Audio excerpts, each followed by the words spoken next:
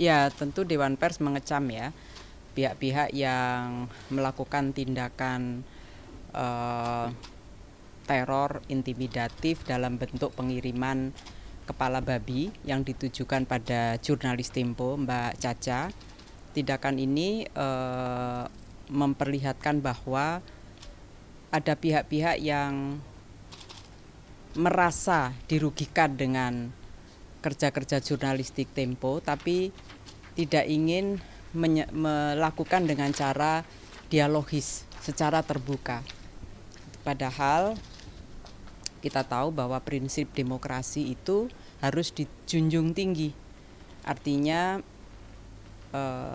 harus ada keberimbangan. Kalau ada keberatan ya terhadap pemberitaan maupun kerja jurnalistik dalam bentuk lainnya, Undang-Undang 40 sudah memberikan jaminan yang merasa dirugikan punya hak jawab, punya hak tolak, punya hak koreksi.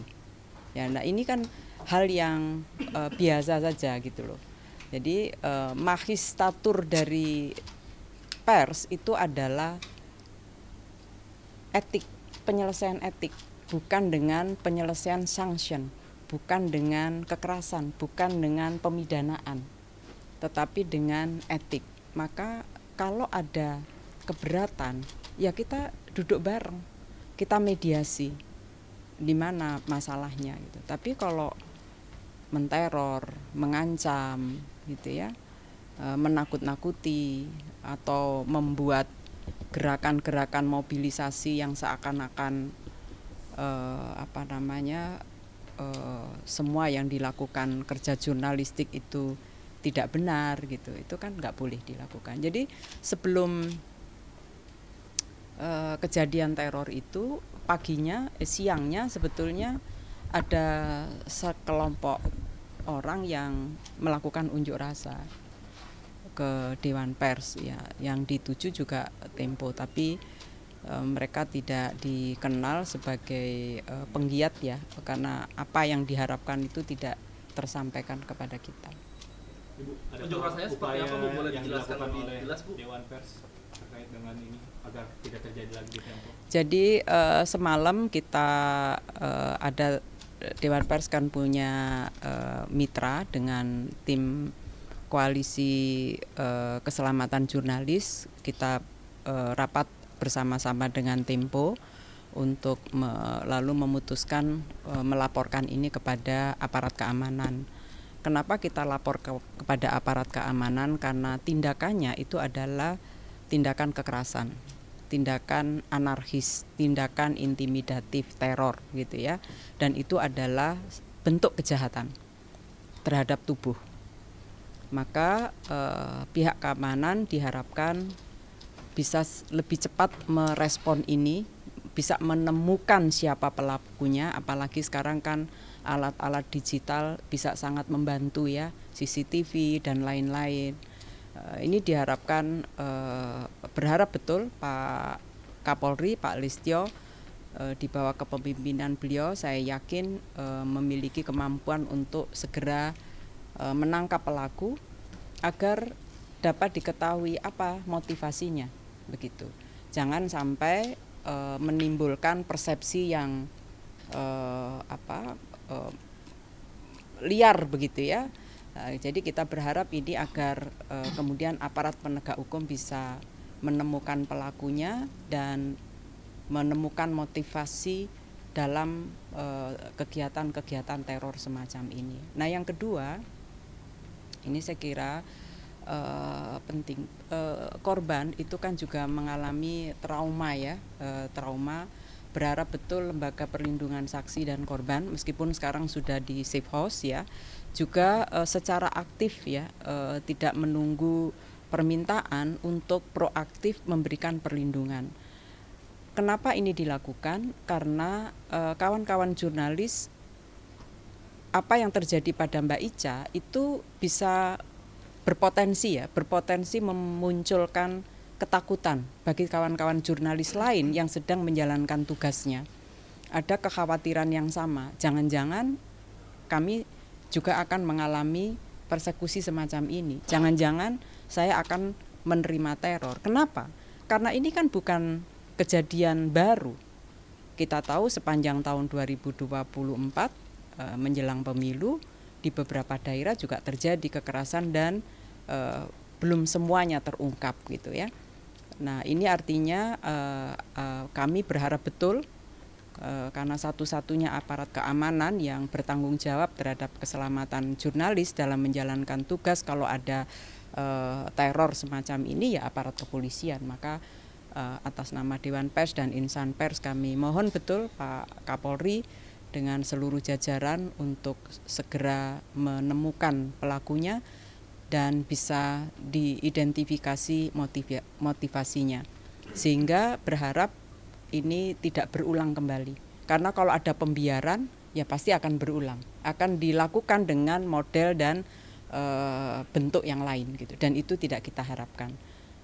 Demo di Dewan Pers itu aspirasinya apa Bu? Atau tuntutannya apa Bu? Nggak ada, nggak menyampaikan apapun, cuman lewat aja di depan. Ada indikasi dengan apa keterkaitan dengan Tempo?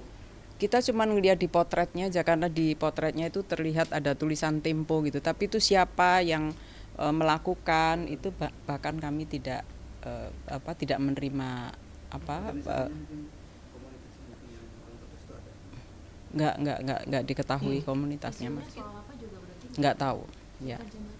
Jam 2 siang. Di hari yang sama ya? Di hari yang sama. Bu, sedikit respon dari Dewan Pers boleh terkait revisi Undang-Undang TNI kemarin yang dikhawatirkan atau banyak yang takut terhadap insan pers yang akan terjadi lagi seperti sebelum-sebelumnya. Dengan aktifnya revisi Undang-Undang TNI yang baru ini, publik atau netizen nih sekarang bersuara apakah pers akan kembali seperti semasa sebelum. Nah, mungkin ada Dewan Pers bisa menegaskan kalau mungkin hal itu tidak akan terjadi, atau seperti apa respon Dewan Pers terhadap revisi Undang-Undang TNI kemarin yang sudah disahkan. Dewan Pers tentu menghormati ya segala bentuk revisi undang-undang, apapun undang-undang yang dilakukan proses revisi oleh pemerintah, tetapi lagi-lagi yang menjadi concern Dewan Pers agar memastikan tidak ada upaya menghambat, menghalangi kerja jurnalistik, ya, termasuk yang terkadang itu terintegrasi di dalam berbagai peraturan perundangan. Salah satu contoh sih yang secara langsung kita rasakan adalah KUHP, ya kan? Di KUHP memang secara langsung ada ketentuan yang memberi membuat berakibat pada hambatan pada kerja-kerja jurnalistik. Lalu kemarin yang revisi draft revisi Undang-Undang Penyiaran misalnya, itu juga ada terkait pemberitaan. Nah, terkait Undang-Undang TNI memang tidak ada yang secara langsung terkait dengan kerja-kerja jurnalistik gitu ya. Yang kemarin saya perhatikan beberapa penolakan unsur masyarakat itu adalah penempatan militer di institusi sipil kan, lalu perubahan usia ya. Kalau perubahan usia sepertinya tidak ini yang, tetapi lebih pada penempatan militer di institusi sipil yang sebelumnya itu sudah dikerangkai pada pasal tertentu, hanya kementerian lembaga tertentu dan di kementerian pusat itu kan. Bahwa itu apakah nanti berimplikasi dengan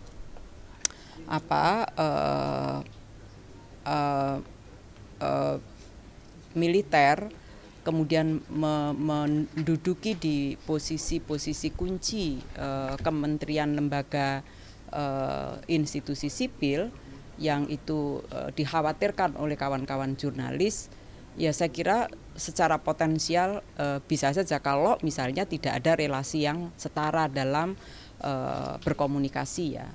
Karena kita tahu bahwa hambatan kawan-kawan jurnalis itu modelnya macam-macam ya, modelnya macam-macam.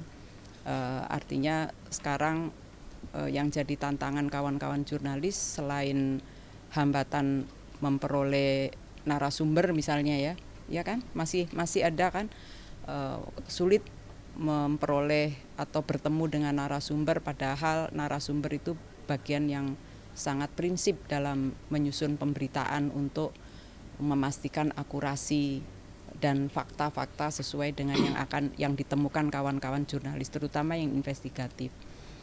Nah, tentu dengan revisi undang-undang ini kita berharap jangan sampai ketika nanti teman-teman militer duduk di institusi sipil, lalu kerja-kerja jurnalistik termasuk yang investigatif, lalu ada kesulitan.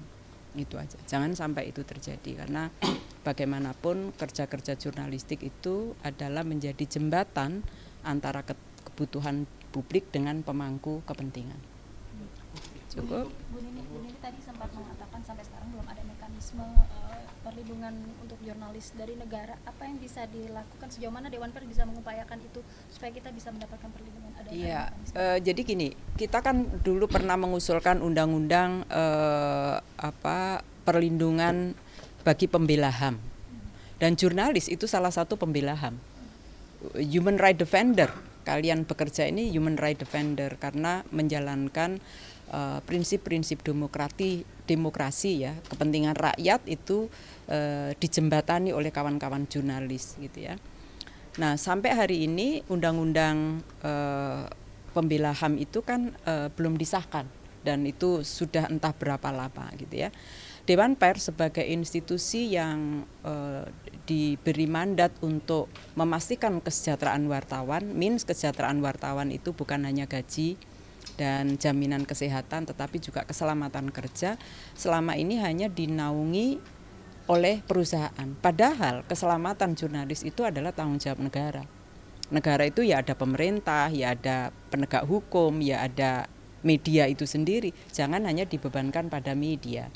Nah, dalam konteks inilah Dewan Pers sampai akhir masa jabatan saya ini sedang mengupayakan, sedang membentuk tim seperti satuan tugas begitu ya. Karena satuan tugas yang ada itu hanya internal Dewan Pers dan teman-teman jurnalis. Jadi KKJ itu Komite Keselamatan Jurnalis itu hanya Dewan Pers dan teman-teman jurnalis begitu ya, organisasi jurnalis. Maka sekarang akan diperluas dengan melibatkan kementerian lembaga. Misalnya yang langsung berhubungan adalah LPSK, Lembaga Perlindungan Saksi dan Korban. Kita tahu Lembaga Perlindungan Saksi dan Korban itu mestinya tidak hanya melindungi dalam konteks kasus-kasus tindak pidana dan hanya melindungi manusianya, tapi harusnya juga melindungi alat kerja. Karena kekerasan yang dilakukan terhadap wartawan itu khas, bukan yang dirusak itu bukan hanya manusianya, tapi alat kerjanya. Nah, mekanisme perlindungan terhadap alat kerja ini yang kita perlu pastikan di LPSK ada. Jadi satu, kita gandeng LPSK. Ya, ini udah pertemuan ketiga nih. Mudah-mudahan bisa kita pasca Lebaran ini udah bisa kita rasakan hasilnya. Lalu ada Komnas HAM, karena kok di Komnas HAM punya wewenang penyidikan ya, sehingga itu penting. Lalu ada Komnas Perempuan, karena jurnalis perempuan yang 87% tertinggi ya, jumlahnya paling banyak, jumlahnya lebih banyak jurnalis laki-laki, tapi kekerasan yang dialami jurnalis perempuan itu khas. Jadi 87% itu mengalami pelecehan seksual, termasuk di ruang siber. Lalu kemudian kita juga melibatkan Kementerian Hukum dan Kepolisian, Kejaksaan dan Mahkamah Agung. Kenapa? Karena bentuk kriminalisasi itu potensial juga dilakukan melalui pelaporan ke kepolisian dengan menggunakan Undang-Undang ITE. Lalu gugatan ganti rugi melalui gugatan perdata. Nah, ini semua adalah mekanisme perlindungan yang sedang kita kuatkan. Bukan berarti nggak ada ya, sama sekali nggak ada, nggak. Dari negara memang belum ada, tapi dari insan pers dan Dewan Pers ada, yaitu setidaknya melalui MOU. Negara yang sudah melakukan itu baru kepolisian. Ya, kepolisian sudah ada dengan Dewan Pers, ada MOU sehingga mengurangi intensitas kriminalisasi terhadap kerja-kerja jurnalistik. Yang dikriminalkan bukan hanya jurnalisnya loh, kadang-kadang medianya juga di ini. Jadi kita berharap mudah-mudahan mekanisme ini selesai sambil menunggu undang-undang pembela HAM.